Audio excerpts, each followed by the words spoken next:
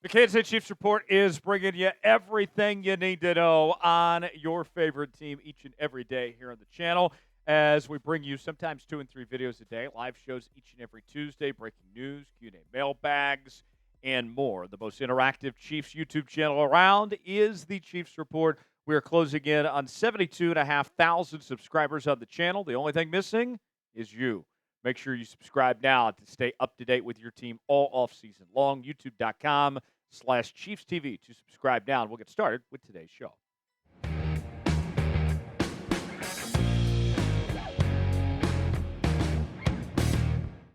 Tyler Jones, your fearless leader, here with you. Thanks for joining us here on this edition of the Kansas City Chiefs Report. And we have some roster moves to catch you up to speed on as the Kansas City Chiefs are wrapping up OTAs this week before they transition over to minicamp. And there are some new faces in new places, as well as some players that are not here anymore. We'll catch you up on all of those coming up on today's program.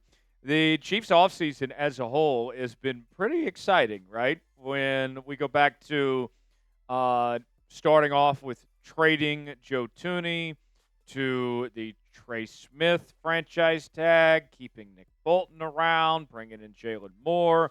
The draft went pretty successful, bringing in Josh Simmons and Jalen Royals and Noah Williams and among others. And the Chiefs are not done by any stretch of the imagination. Here are the latest moves that Brett Veach and company have made over the last 24 hours. They signed a tight end.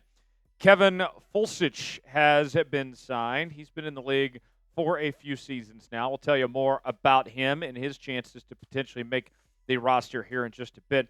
Meanwhile, Siaki Ika was waived, the former Baylor Bears third-round pick, the defensive tackle. He's not that old.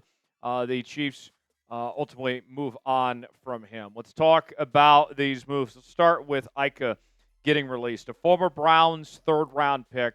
So this is not like the Chiefs threw in the towel on a third-round pick here. He had been a couple of different places now with plenty of opportunities. The Chiefs saw the talent level. I remember watching Ika at Baylor, and it seemed like that he had some real potential, but just simply hasn't been able to put it all together. I don't blame the Chiefs for giving him a chance to see if it could work out. When you're picked that high, there's obviously something that you're seeing there, but at the end of the day, it didn't work out, didn't really cost the Chiefs anything. He's a bust. They gave him a chance, but he's not the guy that he was expected to be.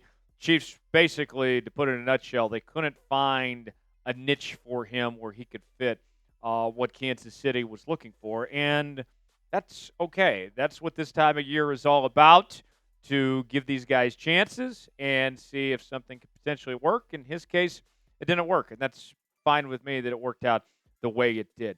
Meanwhile, with Falsich, we'll talk more in depth about him in just a bit, but this is somebody that's been around the yard with a few different NFL teams so far to this point in his career.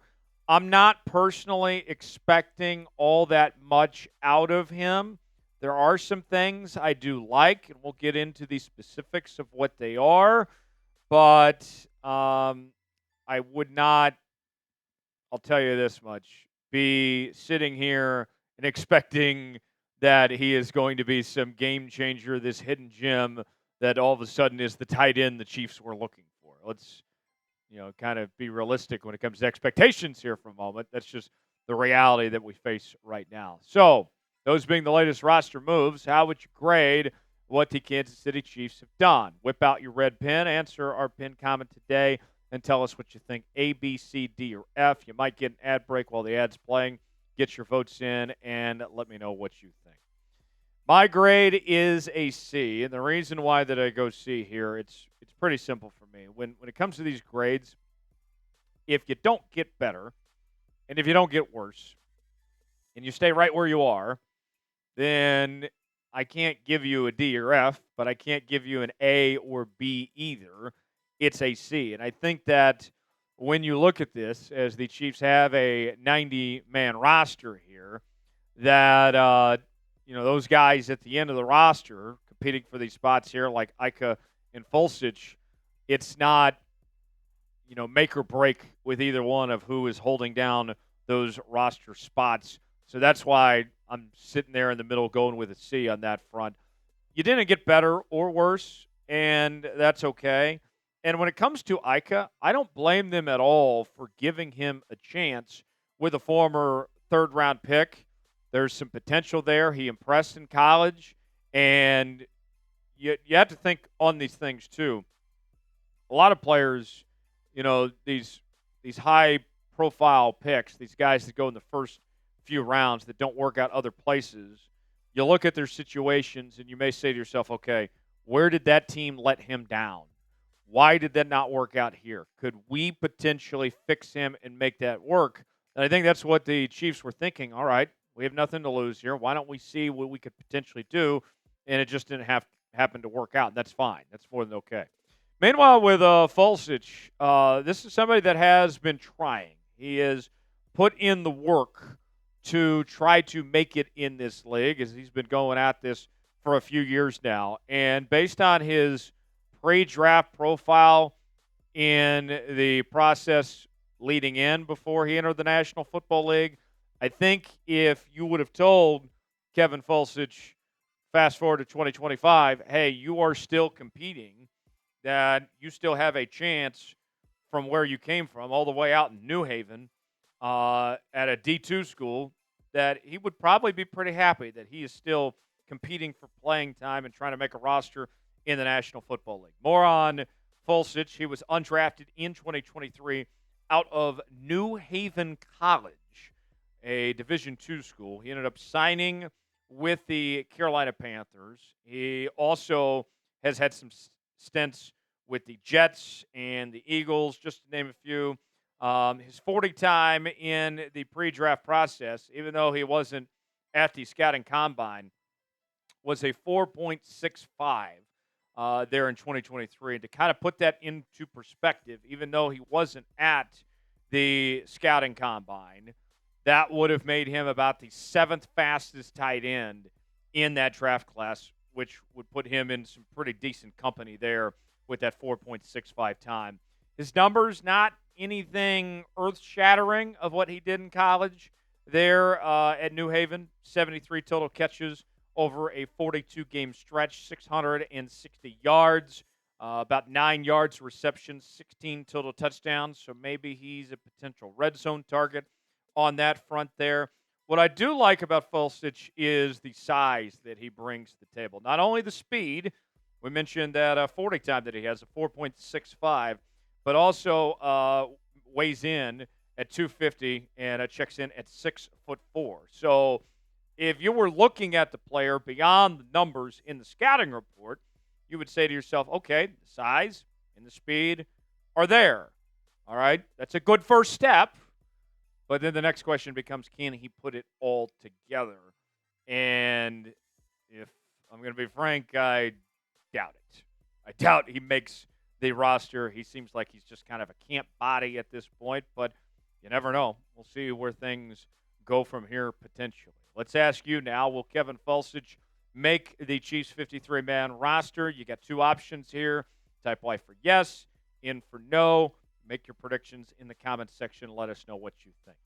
Got a great deal on Chiefs Unstoppable polos on sale now at chatsports.com/unstoppable. Free shipping available, and the polo itself is not that expensive either. What are you waiting for? Get one for yourself now at chatsports.com/unstoppable.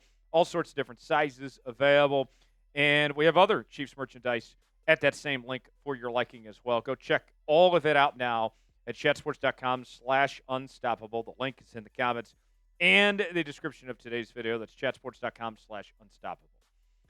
Now, personally, I expect Brett Veach to make one more big move this offseason, at least one more. And I'm not saying that's happening tomorrow.